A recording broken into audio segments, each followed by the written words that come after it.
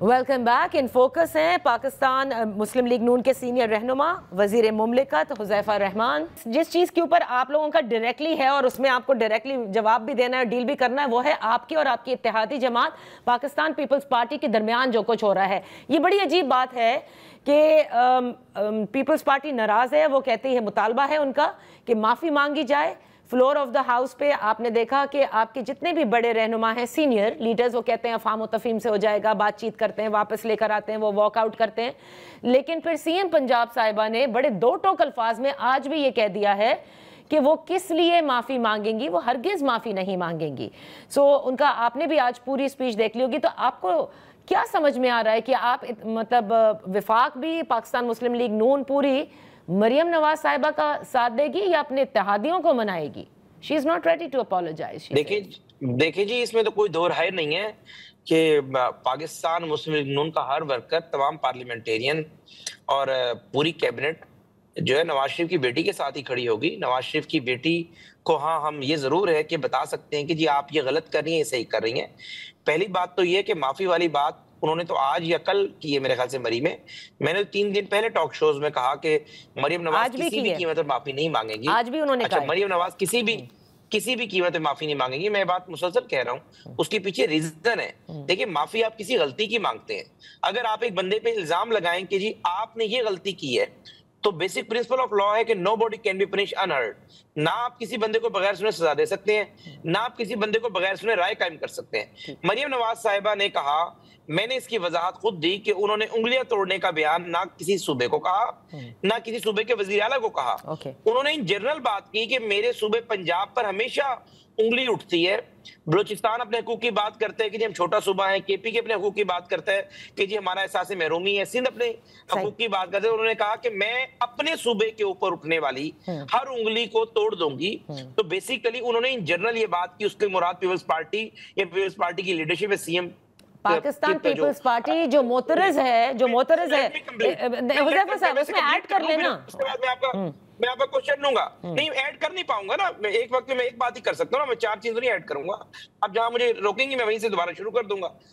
اس کے بعد دوسری بات یہ بنی کہ بسٹ کے حوالے سے جو مریم نواز صاحبہ کا نقطہ نظر ہے وہی ہماری جماعت کا نقطہ نظر ہے, آج بھی ہے. اور رانا ثناء اللہ صاحب سمیت تمام لوگوں نے, ڈی پی ایم سمیت اسحاق ڈار صاحب نے پرسوں جو ہے نوید قمر صاحب وغیرہ کے سامنے رکھ دیا. دونوں ایشو سیٹل ہو گئے. سر وہ نقطہ نظر کیا ہے, لوگوں کو بھی بتائیں نا, بی آئی ایس پی کا نقطہ نظر کیا ہے؟ کہ کیونکہ آپ کی بات پیپلز پارٹی اور آپ کے اتحادیوں نے غلط سمجھی ہے, اس لیے آپ معافی مانگیں. تو بیسیکلی ہمارا پیپلز پارٹی اتحادی ہے, ہم لچک کا مظاہرہ بھی کریں گے, انہیں عزت بھی دیں گے. لیکن اگر کوئی یہ کہے کہ زبردستی مریم نواز کے منہ میں بات ڈال دی جائے کہ چونکہ یہ بات ان کے منہ میں ڈالی ہے اور آپ کہیں کہ نہیں یہ بات جو ہے انہوں نے غلط کی ہے اور یہ پیپلز پارٹی نے غلط سمجھی ہے, انہوں نے وضاحت کر دی ہے پیپلز پارٹی کو جتنا اکاموڈیٹ مریم نواز صاحبہ پنجاب میں کر رہی ہیں کوئی نہیں کر رہا. وزیر اعلیٰ ہاؤس کے اندر 2 ہی دفاتر ہیں سیاسی لوگوں کے, یا وزیر اعلیٰ کا دفتر ہے 8 کلب میں, یا یوسف گیلانی صاحب کے بیٹے کا دفتر ہے. تو بیسیکلی بات یہ ہے کہ پیپلز پارٹی کے ساتھ ہم چلیں گے بھی. یہ تمام اختلافات اللہ کے فضل و کرم سے 90% حل ہو چکے ہیں, باقی بھی حل ہو جائیں. لیکن یہ بازی ہو جا رہا کہ جی مریم نواز صاحب کو جی آپ معافی مانگیں کیونکہ آپ کی بات سمجھ غلط آئی ہے. انہوں نے وضاحت کر دی ہے, باقی پرفیکٹ جو وہ اللہ کی ذات ہے. اگر مریم نواز صاحبہ کو غلطی کریں گی تو ہم سب لوگوں نے کہیں گے جی میرے خیال سے آپ کو اپنے بیانات سے پیچھے ہٹ جانا چاہیے. ٹھیک ہے, چلیں, ایسی کوئی بات نہیں کہ جسے وہ پیچھے ہٹیں. صحیح آپ نے کہا, بس آپ نے واضح کر دیا ہے. اب نا اٹس بٹوین یو اینڈ جو آپ کا درمیان میں سوال تھا, پلیز وہ سوال آپ دے دیں مجھے پلیز. میں دے رہی ہوں, آپ کا سوال رہ گیا تھا. جی نہیں کوئی بات نہیں, آپ نے اس کے اوپر خود ہی آپ آ گئے تھے, بی آئی ایس پی کا آپ نے ذکر کر دیا, it's all right. Let's move to our next topic, جو آپ کی جو اس وقت آزاد کشمیر میں ہو رہا ہے اور اس میں دوسرا مذاکراتی دورہ بھی چل رہا ہے. جو ان کے 90% تو جو مطالبات تھے وہ مانی لیے گئے تھے. طارق فضل چودھری صاحب نے جب لاسٹ ٹائم ملاقات کی تھی تو بتایا تھا. جو ان کے جو مطالبات 10% ہیں اس میں سے جو رہ گئے ہیں, اس میں ایک جو ہے وہ ایسا لگتا ہے جیسے ان کا بنیادی ہے, جس میں وہ یہ کہتے ہیں کہ جو 12 سیٹیں ہیں, نشستیں ہیں مہاجرین کی, جو اس کو وہ ابالش کرنا چاہتے ہیں. میں یہ جاننا چاہتی ہوں شہباز شریف صاحب اس معاملے کو کس طرح سے دیکھ رہے ہیں اور کیا سوچتے ہیں, ابالش کرنی چاہیے؟ دیکھیں جی, بات 2 ہیں. شہباز شریف صاحب اس پر کچھ نہیں سوچتے. شہباز شریف صاحب اس پہ یہی سوچتے ہیں جو کہ کشمیر کی عوام سوچتی ہے. پہلے تو میں آپ کے سوال کا ڈائریکٹ جواب دے دیا, لیکن میں اس کی پوری بیک گراؤنڈ آپ کو بتا دوں. میں دیکھیں جی حکومت کے ان وزراء میں نہیں ہوں کہ ہر ایشو کا دفاع کروں اور جہاں ہماری غلطی ہو میں اس کا بھی دفاع کروں، جہاں ہم غلط ہیں اس کا ادراک ہمیں ہونا چاہیے. دیکھیں جی اس وقت ریسنٹ جو معاملات ہوئے یہ 2020 سے یہ محرومی کشمیر میں سٹارٹ ہوئی. اس وقت پی ٹی آئی کی حکومت تھی، تنویر الیاس کو وزیر اعظم بنایا، ایک الیکٹڈ پوزیشن کے اوپر ایک سلیکٹڈ آدمی بٹھا دیا.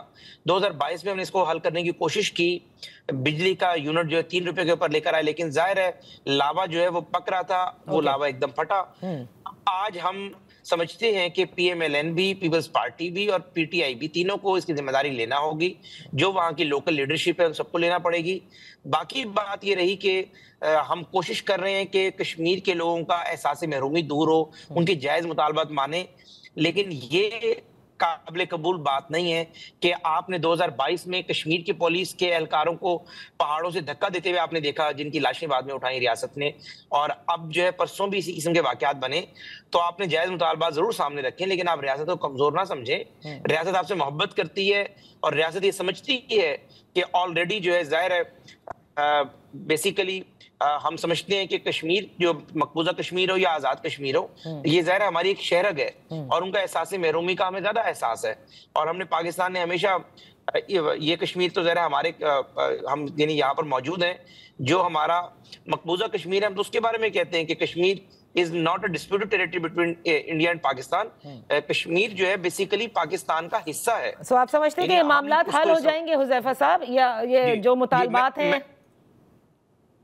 میں اسے مکمل کر رہا ہوں. میں اچھا عرض یہ ہے کہ اب جو حالات ہیں وہ 12 سیٹوں کی بات کرتے ہیں کہ جو 12 سیٹیں جو ہے پاکستان یعنی پنجاب میں، سندھ میں جہاں مہاجرین ہے، جہاں الیکشن ہوتا ہے، کراچی میں بھی ایک ہوتا ہے، پنجاب کی کچھ سیٹوں پہ ہوتا ہے، سیالکوٹ میں ہوتا ہے، گجرانوالہ میں ہوتا ہے، لاہور میں بھی آئی تھنک ہوتا ہے. تو اس پہ وہ کہتے ہیں کہ اسے ختم کر دیں. یہ ان کا آئین ختم کرے گا، ہمارے آئین میں تو ہے نہیں یہ constitution of Azad Jammu and Kashmir. اور یہ وہ اس اسمبلی میں ان کے لیجسلیٹر موجود ہیں، بیٹھے ہوئے ہیں، ان کے اپنے لوگوں نے فیصلہ کرنا ہے. دیکھیں اگر سب جماعتیں اس پر ایگری ہیں، پی ٹی آئی ایگری ہے، پیپلز پارٹی ایگری ہے، تو پی ایم ایل این بھی ایگری ہے، اور ہم اپنے لوگوں کو کہیں گے جی آپ ووٹ دیں. لیکن اگر وہاں کے الیکٹیبلز یہ بات کہتے ہیں کہ نہیں جی یہ مطالبہ ناجائز ہے، ہم اس کو نہیں ہونے دیں گے، پھر ظاہر ہے ہمارے لیے مشکل ہوگا. لیکن تمام باتوں کا جو حل ہے وہ بیٹھ کر ہی نکلتا ہے. صحیح. جن چیزوں کا ہم حل اپنے ایگزیکٹو آرڈر سے دے سکتے تھے ہم نے کر دیا حل. باقی اس کے لیے آئینی ترمیم کی ضرورت ہے، ہم آئینی ترمیم کے لیے تیار ہیں، لیکن اس کے لیے بقیہ پارلیمنٹ بھی تیار ہو تبھی ہم آئینی ترمیم کریں گے نا. اس میں شہباز شریف صاحب، میاں نواز شریف صاحب یا مریم نواز صاحبہ کی رائے اس لیے اہم نہیں ہے کہ وہ کشمیر کے عوام کا مینڈیٹ لے کر اسمبلی میں نہیں بیٹھے ہوئے. کشمیر کے عوام کا مینڈیٹ لے کر کشمیر کے اپنے الیکٹیبلز. بہت بہت شکریہ حذیفہ رحمان. We got your point. Thank you so much for participating. یہ وقت ہو گیا ہے ایک بریک کا. جب بریک سے واپس حاضر ہوں گے تو جو امن معاہدہ ہے اس کے حوالے سے بات کریں گے عزیر یونس سے.